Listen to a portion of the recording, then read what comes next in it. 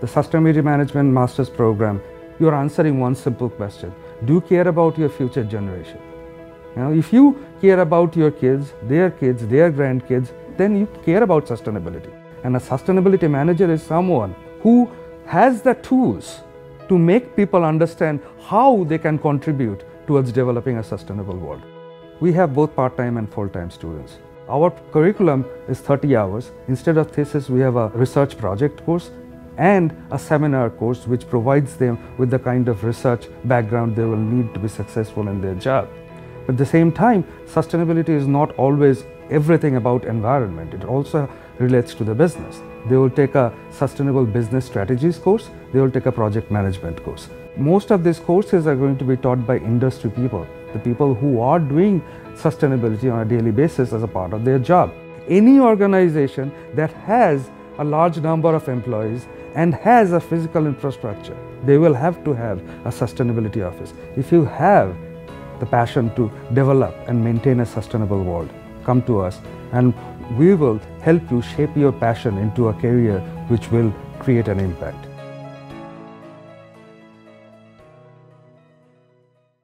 This seminar is sponsored by BEM Systems, Brown and Caldwell, and brought to you by the Stevens Institute Center for Environmental Systems.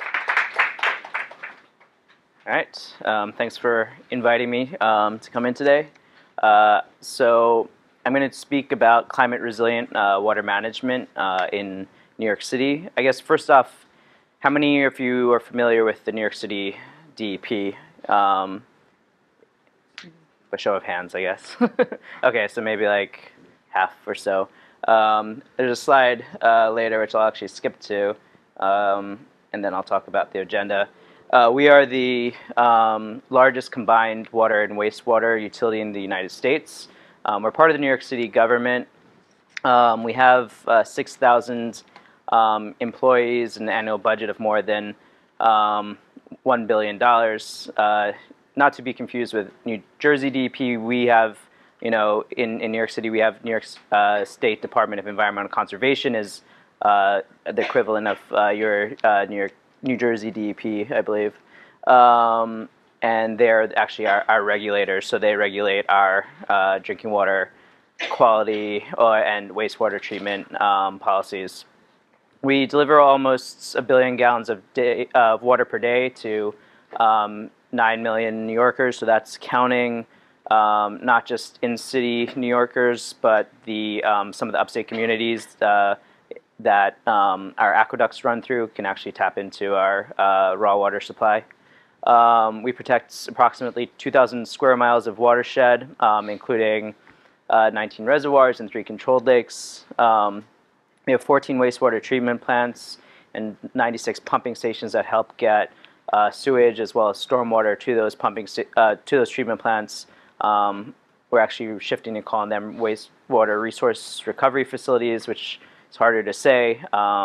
But increasingly we're looking for those treatment plants to become energy neutral and to send zero waste to landfill and so forth over the coming decades.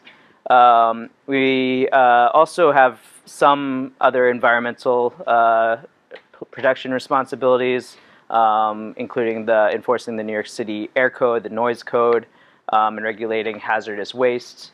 But I'm going to focus mostly on the water management side. And so after a few slides introducing the topic of climate resilience and how we think about it in the context of water management in New York City, I'm going to focus specifically on first, water supply. What are the risks that we're facing with climate change today and with climate change, and what are some of the measures that we're taking for resiliency? Likewise, I'll talk about wastewater treatment, where the challenges are completely different from climate change, and so is the response. And then finally, stormwater management, talking about some issues that we have ongoing. Some of them are, similar to Hoboken here, like with combined sewer overflows and flooding. and talking about how we're working towards integrating stormwater management into urban planning in the city. So water is clearly central to development of New York City. This view looks like it's probably from Hoboken, actually, or maybe Weehawken. But without the upstate system providing drinking water supply to New York City, we couldn't have grown to the size that we are today, just relying on the few groundwater wells we had in Lower Manhattan, and then the supply that we were bringing over from groundwater in Brooklyn. We would have quickly run out. So the Catskill supply, which I'll talk about in a second, really enabled us to grow to the size. And increasingly, we're also returning development to the waterfront. The waterfront was not a place that people really wanted to be. As late as the 80s, we were discharging raw sewage into the Hudson River every day until they built the North River treatment plant on the west side of Manhattan. So the investments that we made in cleaning the harbor, which is now cleaner, we've been monitoring water quality in the harbor for over 100 years, and it's cleaner than it's been in over 110 years now. And so this is really enabling us to develop along the water. People want to recreate along the water, but it's also putting potentially more in harm's way when it comes to sea level rise and flooding. So we need to do it in a smart way. So climate change, in New York, is either a lot of it's about having too much water as opposed to too little water, which is what a lot of places like out west are dealing with. However, we have to plan for both ends of the spectrum. We're not immune at all to drought in this area. So the strategies that we're implementing have to try to be robust across both extremes. So it increases the pressure to consider new water management opportunities. But that's, again, that's also an opportunity to really kind of get creative with our approach to water and shifting from more traditional approaches. By the way, as I'm going, if you guys have questions, we can take them at the end, but also feel free to ask me as we go.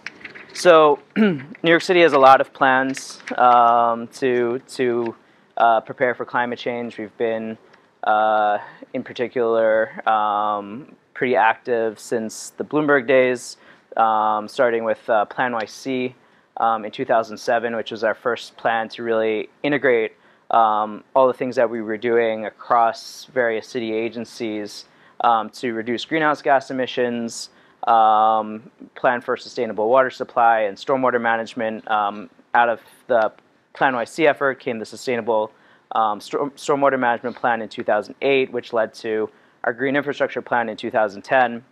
And I won't go into every one of these, but a lot of them are based on are geared towards reducing greenhouse gas emissions,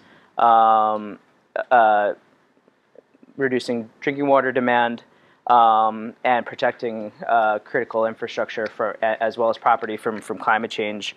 2013 we had Sandy. We had Sandy in 2012, and then in 2013 resiliency became a much more important theme for the city moving forward. We had already been studying climate change and what could happen, but Sandy really showed us that these things were possible in real time. So the New York City water supply, as I've mentioned, extends far beyond the borders of the city. We have capacity of 580 billion gallons of water. And again, it's managed in 3 watersheds. The Croton is our oldest water supply outside of the city borders. And we later built the Catskill supply, which is this side, drains to the Hudson River, and the Delaware supply drains to the Delaware River. This makes up almost 100% of our water supply. The Cohn supply we don't tend to use because we have to treat it with a large filtration plant that we built several years ago, so it's very energy intensive to use it.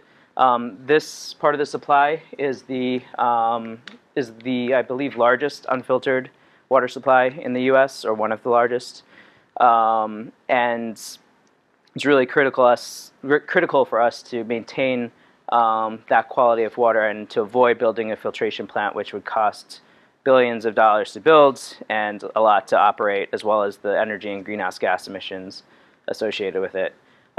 Once we have the Catskill Aqueduct and the Delaware Aqueduct, which bring water supply to the city.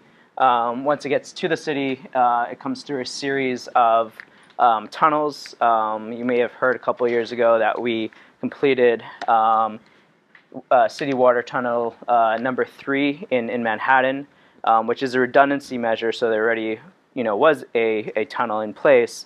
But we need to have these redundancy measures in place so that if something happens to one part of our infrastructure, there's the backup in place, or if we need to take down part of our infrastructure to repair it, there's an alternate system in place.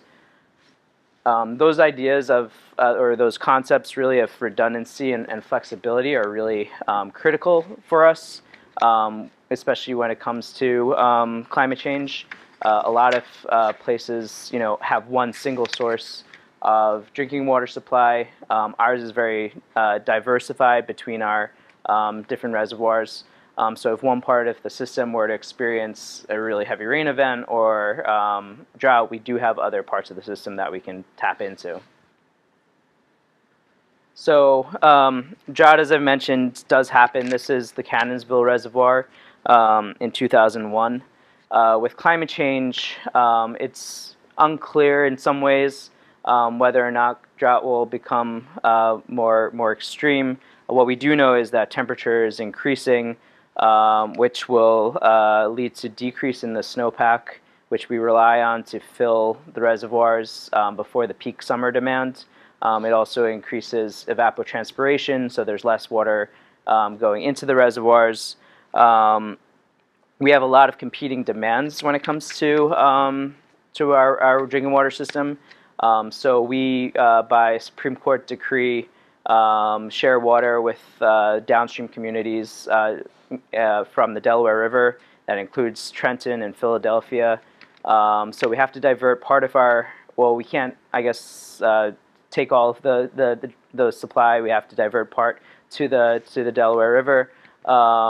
And increasingly also with climate change, there's pressure from upstate communities to actually keep the reservoirs lower so that it helps mitigate flooding. Of course, that can be counterintuitive for us when we want to make sure we have the most the greatest possible supply of water available to us.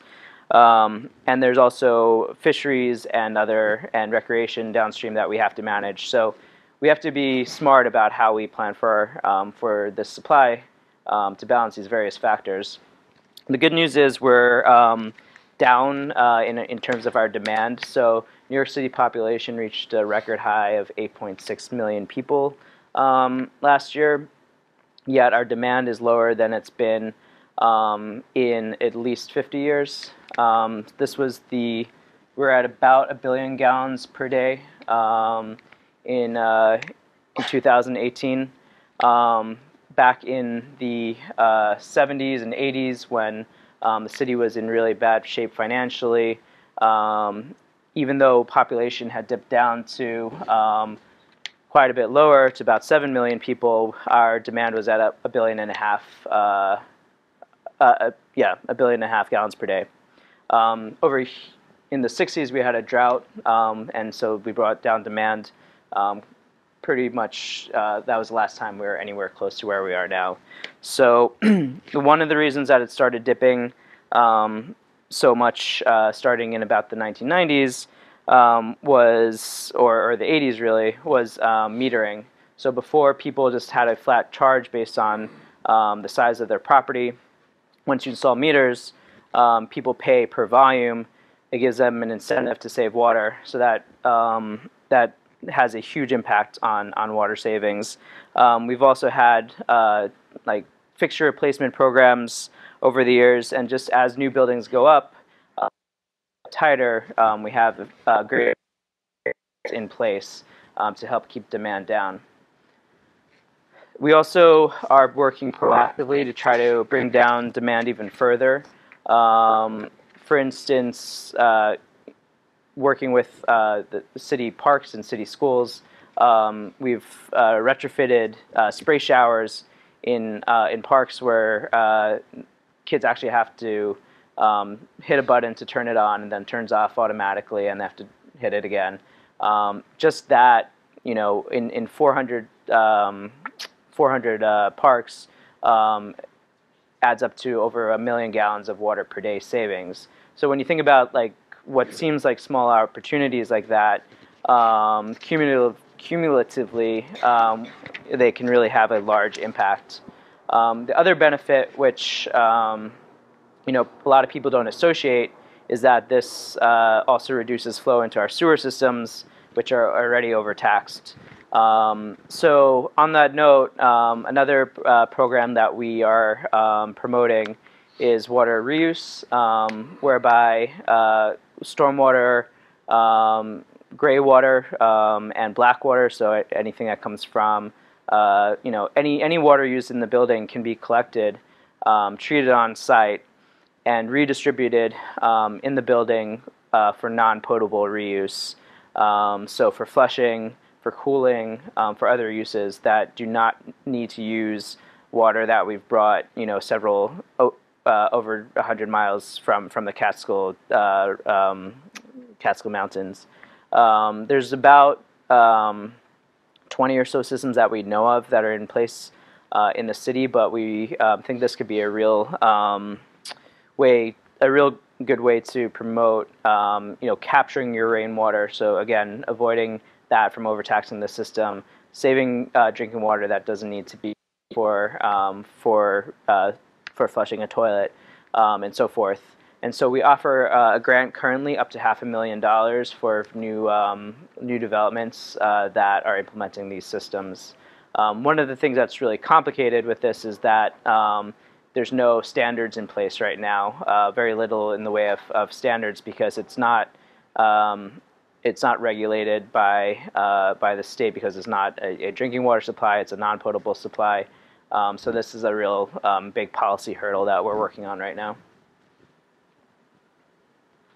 So the other challenge that is really more what we're seeing on a regular basis is extreme rain events. And the issue, as I mentioned, in the city is that we have an unfiltered water supply. So every time you get these heavy rain events, you have turbidity in our water supply, a lot of sediment, which can carry pathogens and other things. There's a lot of features in place that were built with this. When the system was built, it was developed with this in mind. So, for instance, there's ways that you can slow the water to allow that sediment to settle naturally out of the supply. But when you get these huge events overtopping dams, like in this picture, there's no way to slow it without removing the sediment. We had some major events in 2011. We had Tropical Storm Irene, which dumped 16 inches of rain in some parts of the New York City watershed. And then just 10 days later, we had Tropical Storm Lee. So we were forced to add quite a bit of additional treatment without filtering it. However, because of the flexibility that I had mentioned, we were still able to pull from other parts of the system and have an uninterrupted water supply the entire time. So one of the first lines of defense, rather, is this filtration avoidance determination that we received from EPA starting in 1993, and we renew every, I believe, 10 years. Right, so 2017 we renewed it. And with that, every time we renew it, we put in a financial commitment to protecting the lands around the watershed. So we acquire lands that we then prevent development on. We work with properties to repair and replace septic systems. We work with local municipalities, and in some cases we actually own and operate the wastewater treatment plants that may be upstream of our drinking water supply. We work with farmers to maintain safe management practices, to be careful what gets into our water supply, and so on. This is really has been a model for other parts of the country and the world, and something that we really care about keeping as a sustainable way to keep our water supply clean. So we're always looking at ways that we can enhance our drinking water supply. One of these is by enhancing the interconnections between the system. So this is a system that will allow us to actually throttle slow flow from one of our reservoirs that is particularly prone to these high sediment turbidity events, and pull from other parts of the system. And so doing that, again, is something that helps us today, but as climate change brings us more rain and other impacts, this is something that we need to increasingly consider. You don't need to just build hard infrastructure. You can just manage the system better. And in the past decade or so, we've developed what's called the Operations Support Tool. And what this does is it combines into one program forecasts from the National Weather Service, stream flow from USGS, SCADA, which is, some of you may be familiar with, but it's a remote sensing system within the system, water quality monitoring of the reservoirs, and it integrates it all into one system model, which allows you to make informed decisions about reservoir management. Again, these decisions about which reservoir should I pull from and when, is now largely automated, whereas in the past that was just based on operator knowledge. This also allows you to run simulations, so you can take what-if scenarios. For instance, we're turning off the Delaware Aqueduct temporarily in several years for repairs, and so we can run that with different scenarios of, like, what if there's a drought? What if there's an extreme rain event? Can you continue to deliver high-quality water during that time? So this has been a really useful tool for us. So that's all I have on drinking water supply. Any questions before I shift to the next topic? Yeah. Was there any effort to rectify the sewage that was that went into the Hudson River before you put it into the treatment facility? I think I'm going to talk about in a second. You said to retrofit the sewage systems? No, the sewage that went into the Hudson River before you put it into the treatment plant.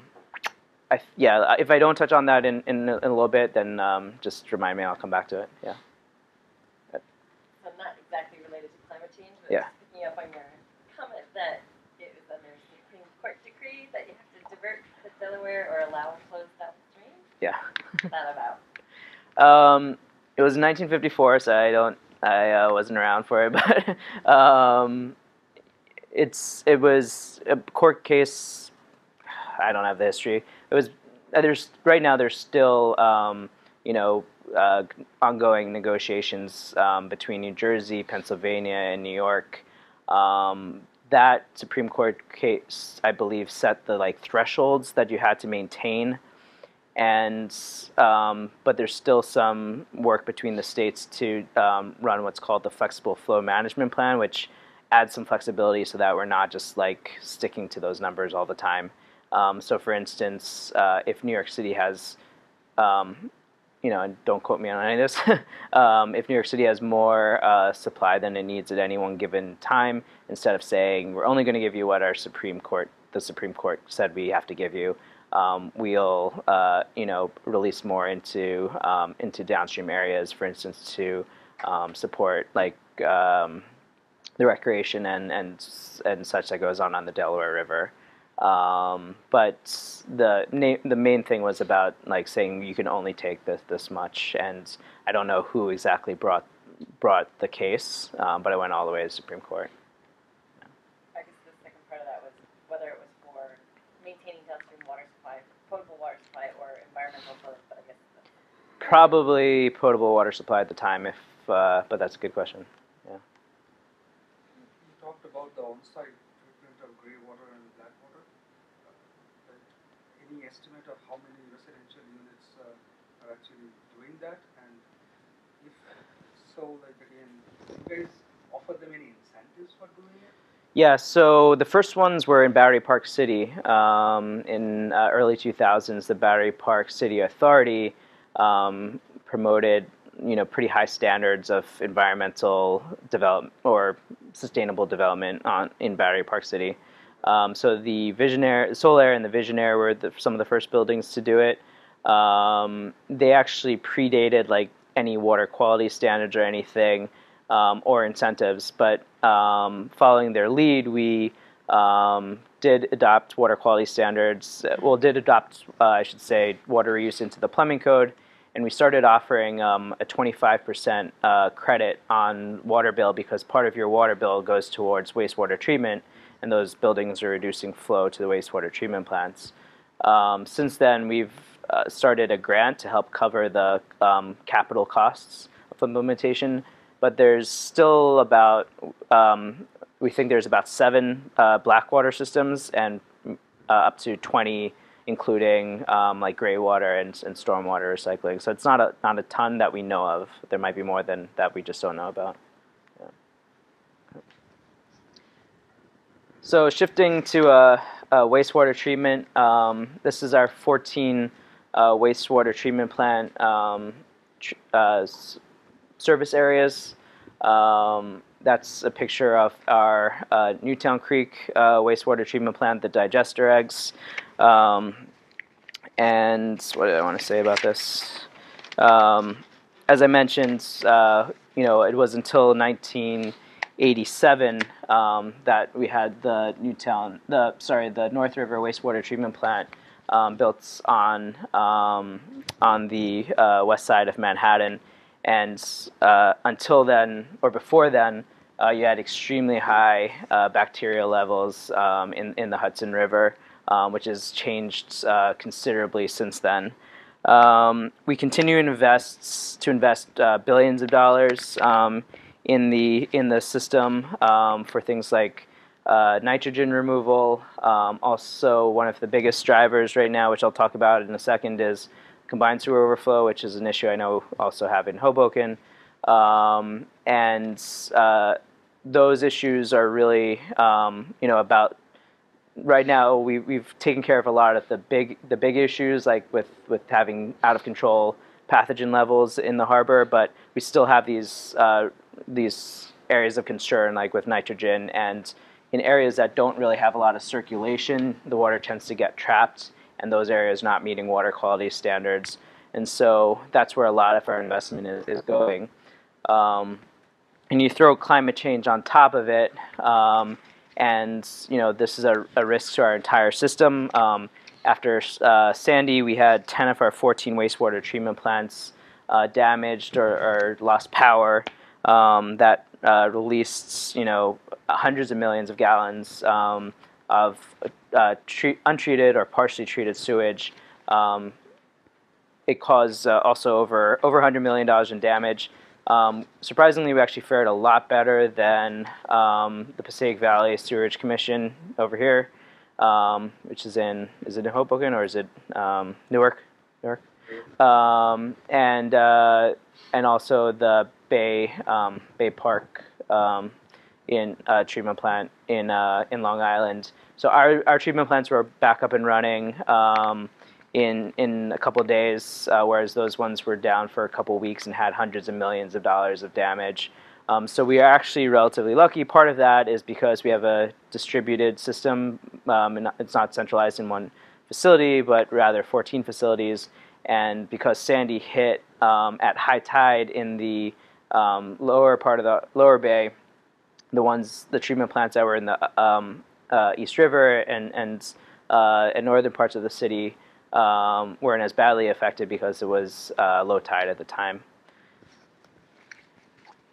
So one of the things that we have to plan for, of course, is this happening again.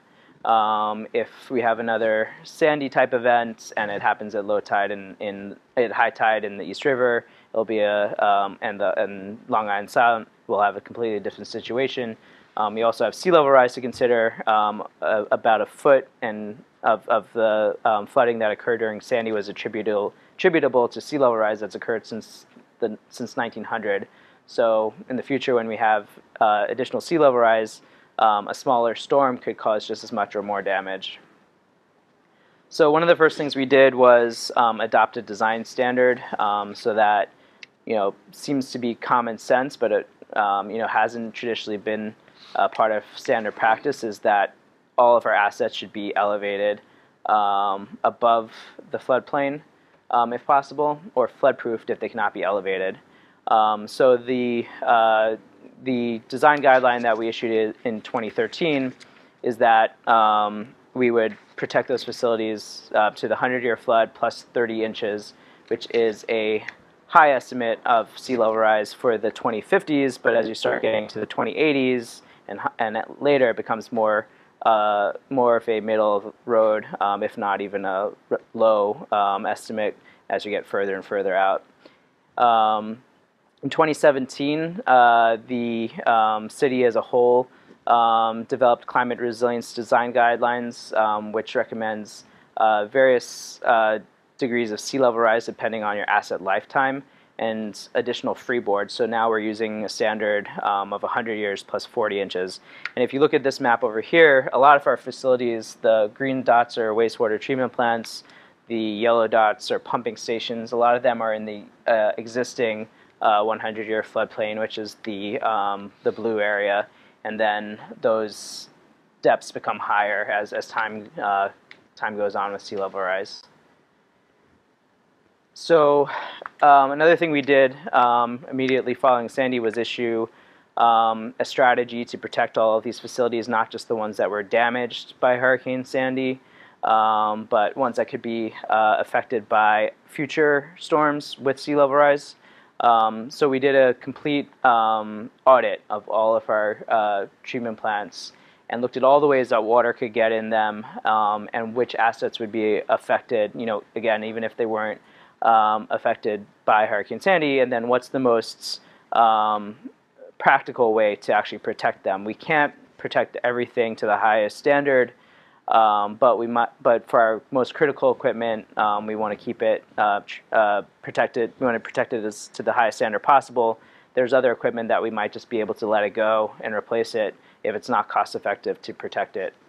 So we came up with a set of strategies of costing a couple $100 million, which is not a small number, but we were able to show that by investing in that now, we could avoid future damage in over $1 billion, and when you consider repeated flooding that could occur over 50 years, we estimated that that the damages avoided could be over $2 billion.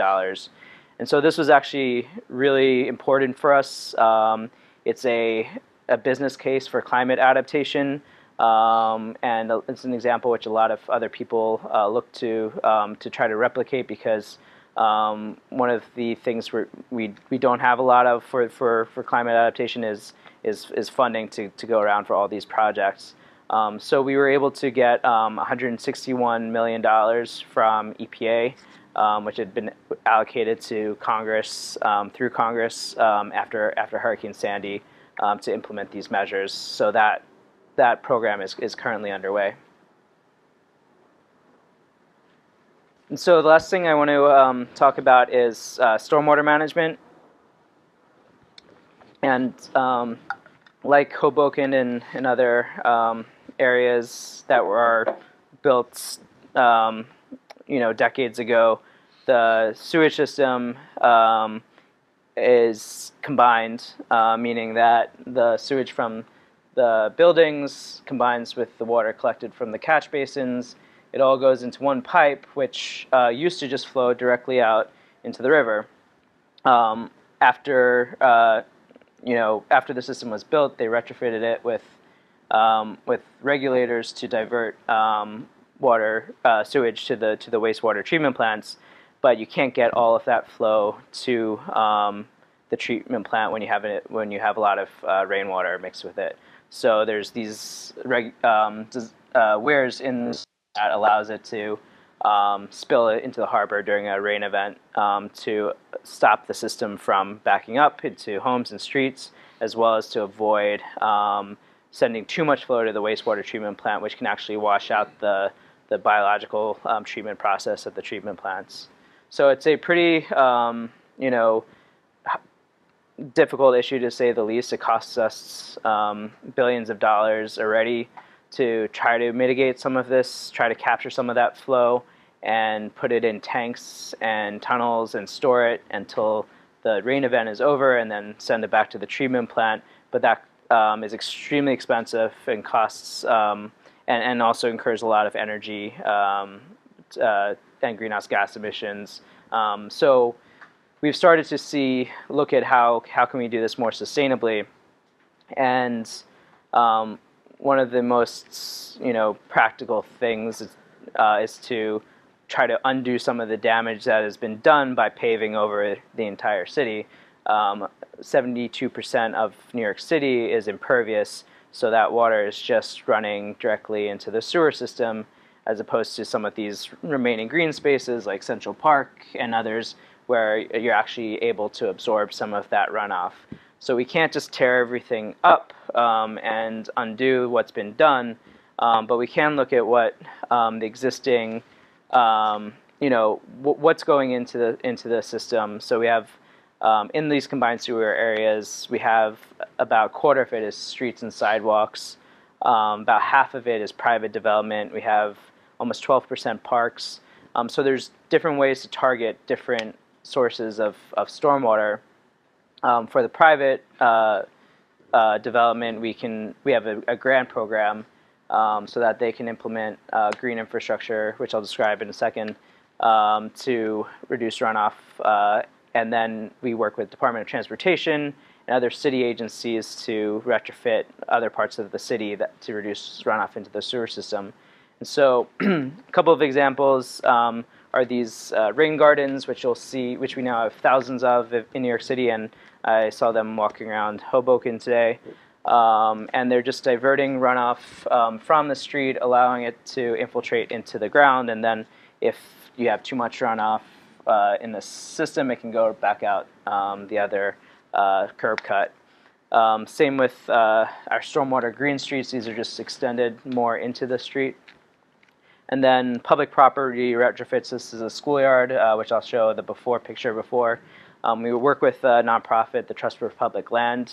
So we're developing something that is actually, in some cases, like co-designed by the students. It helps not just absorb runoff, but it makes it a more attractive space, and it helps cool that area. So it has these multiple co-benefits. And then the Green Infrastructure Grant Program can take many different forms. As long as it can absorb runoff, we'll fund it up to a certain point. This is a rooftop farm in Brooklyn, and which we helped fund, again, because it's, instead of putting that runoff into the sewer system, it's actually absorbing it. And so this is one of the schools that I just showed before. Obviously, on a hot day, it's just radiating heat, and on a rainy day, all of that water is just going directly into the sewers. And this is the after picture. We also worked with some housing developments to take spaces that had really no function and were pretty bad shape before, and turn them into much more functional spaces. It can be just a typical rain garden, but in this case, the community developed a garden.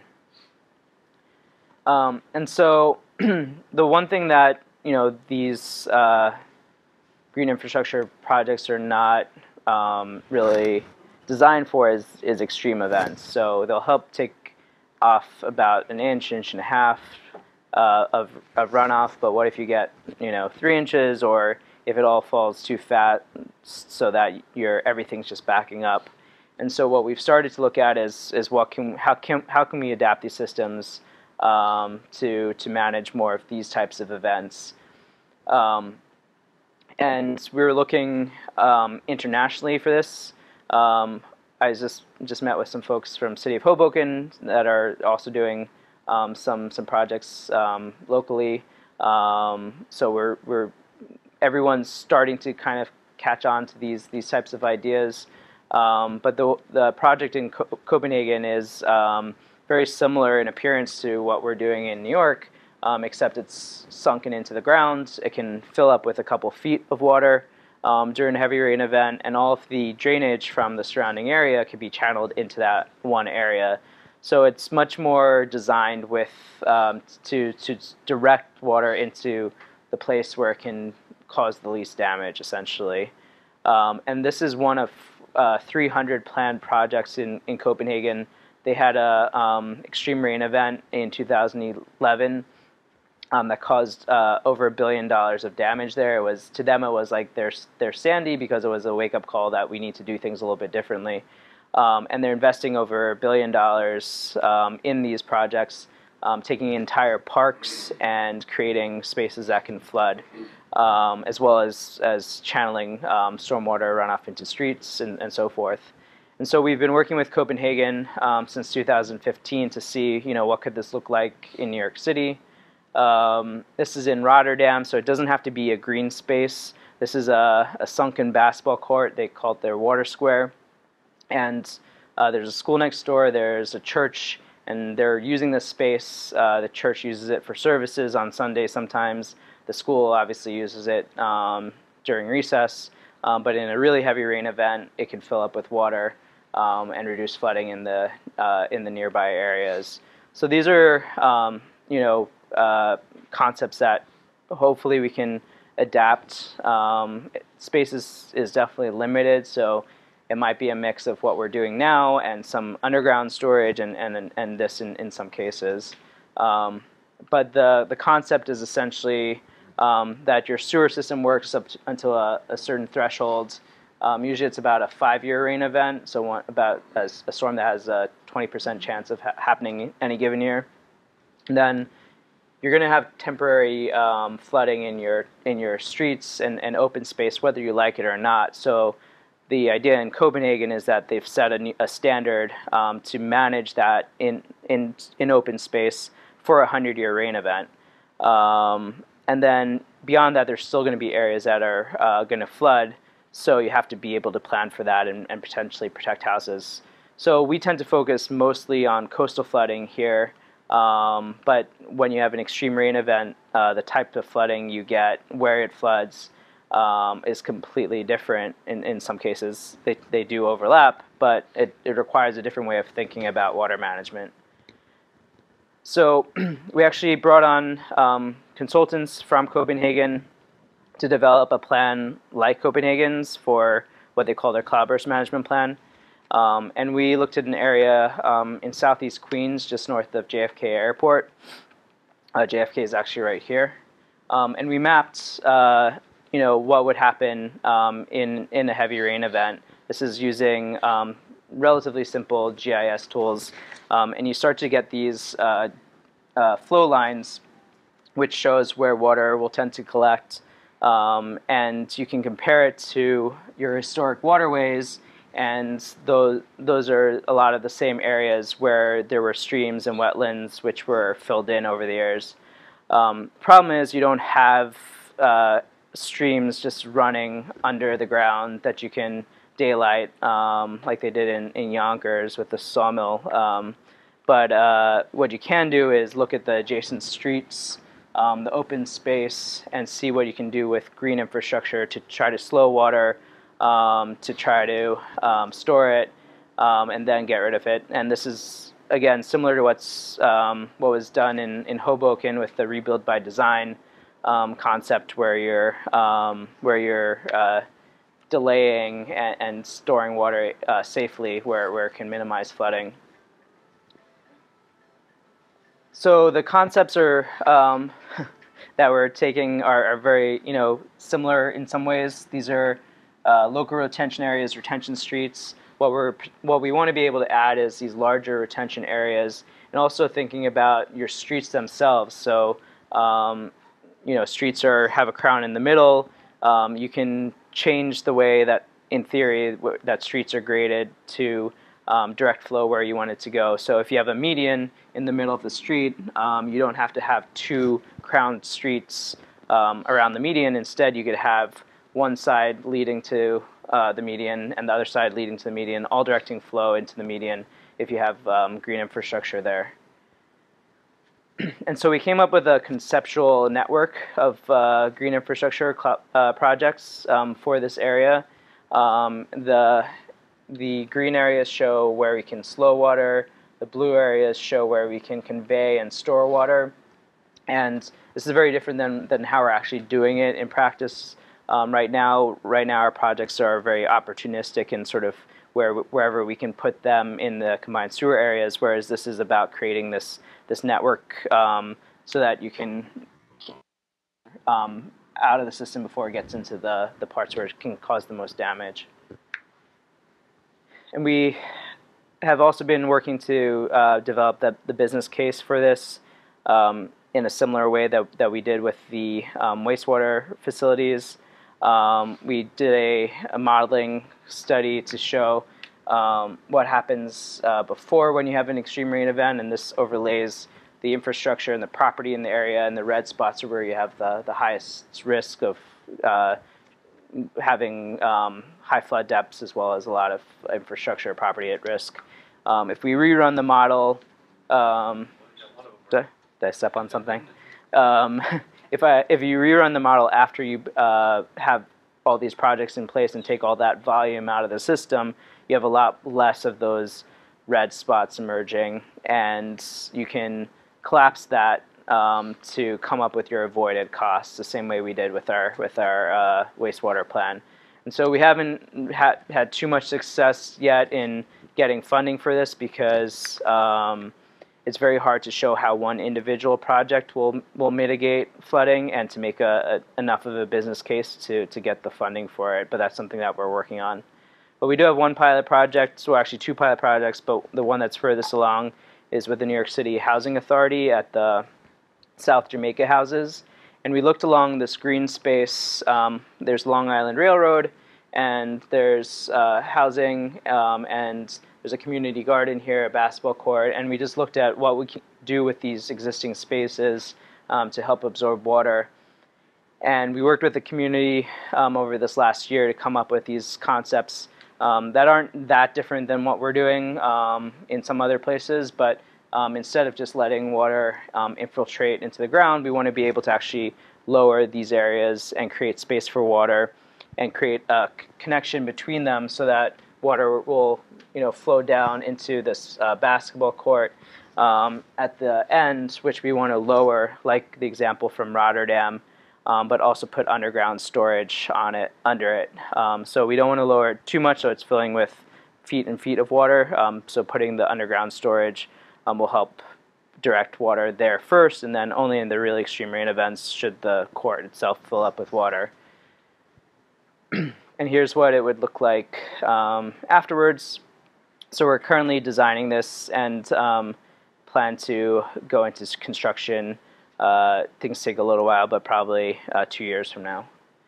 So the last thing I'll talk about is just that New York is working with a lot of other cities. Again, I just met with Hoboken today to see what they're doing, and there's a lot of similar stuff going on all over the place. But we've had a group called the Water Utility Climate Alliance. Just had its 10th anniversary last year. And we work with these cities to try to understand how we can plan for climate change when it comes to mostly water supply, but we also talk about stormwater and wastewater issues. And the idea is that we may just be water utilities and no one really thinks about us unless something goes wrong. but we really think that we could have a role in creating sustainable communities, the same way that our green infrastructure program is really transforming the landscape. There's definitely a role for utilities, not just to make sure that we can have enough drinking water and not face like shortages like Cape Town did last year, but also add these other benefits to the community. And so we just also work together to say, like, what are we trying, what should others understand to smaller cities and so forth. And the key messages are, warming's here. We need to start planning for it now. Ask questions about, what could be vulnerable. Don't just wait for something to happen. You actually have to study these issues ahead of time, and then you'll be more prepared when something does happen to actually respond to it. You have to plan for multiple futures. If you just think New York's getting wetter, and then you get hit by a drought, you won't be prepared. So you have to look at the range of spectrums. And you have to continue to build your capacity so that you can and develop these plans so that when something does happen, when funding does become available, you're really ready to go. So just to summarize, there's many ways that we can get to resiliency, efficiency of the and optimization of the existing system, design standards when you're thinking about engineering, really looking at working with water to actually design for flooding instead of only trying to keep water out or get it out as fast as possible, and then working with peers to try to understand what they're doing, because everyone's dealing with these similar problems in their own way, and we've learned a lot from Copenhagen. I think there's a lot we can learn from Hoboken from talking to them today. So we have to continue to sort of try to understand what each other's doing. And there's definitely a lot of work that we still need to do on a lot of these topics. So with that, I'll take any questions.